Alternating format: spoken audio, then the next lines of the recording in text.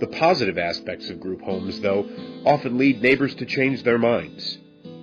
Rutgers researcher Allison Zippe interviewed more than 1,400 group home neighbors to learn more about the actual experience of living in a neighborhood with a group home.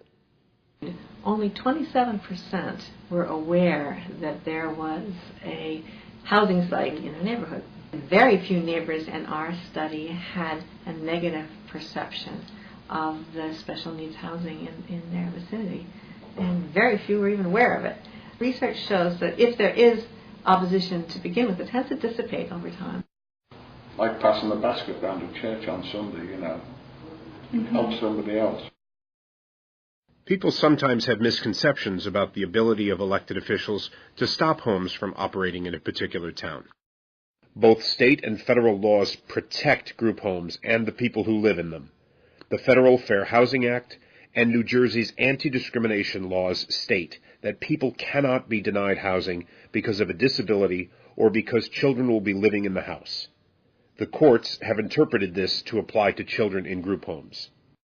This means that local governments would break federal and state laws by stopping a group home from operating simply because neighbors did not want that home in their neighborhood. The Federal Fair Housing Act prohibits refusing to sell or rent to someone because they have a disability or they have children, applying different sale, rental, or occupancy terms for different people, misrepresenting the availability of housing because of disability or the presence of children, using land use policies to discriminate against a group of people, denying a permit for a home because of the people who would live there. Steve Rother, an attorney who specializes in cases involving group homes, has won a number of lawsuits against towns that fought to keep group homes out of their communities. Any child up to the age of 18 who is in residence with some adult who has authority to have such custody is protected by the Federal Fair Housing Act.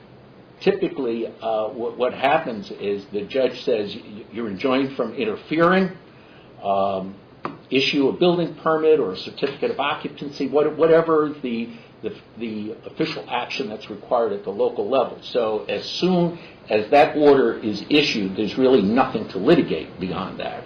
And it is an expensive lesson to learn. While state and federal laws and many court cases provide strong arguments for why towns must support group homes, there is another compelling reason. Some of our children need them. If I would never came here, I probably would never experience the stuff that I experienced and made me who I am today. I came from a very, very unhealthy family, and it was hard because I'm the oldest out of my mom's kids, and my mom has a lot of kids, which is unnecessary.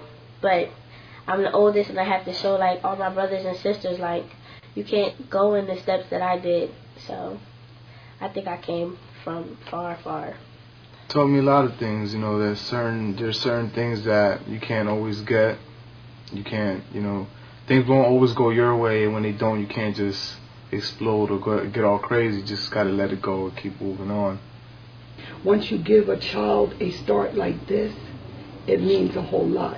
Because if they're coming from a dysfunctional environment, they have nothing, they've never lived in anything that looks like this, they get a taste of it, and this is what they want.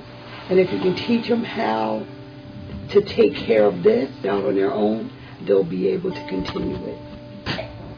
I want to go to community college for 2 years because I don't think I'm ready to go to a university yet, and then transfer over, and I want to do nursing. Nursing or business. Hopefully have my own apartment, go back to school, and just survive. To actually find an apartment, to maintain an apartment, to pay my bills on time and stuff like that. So I will have to be, I want to live on my own, so I have to do the proper steps to get to that. So I'm almost ready, but not quite.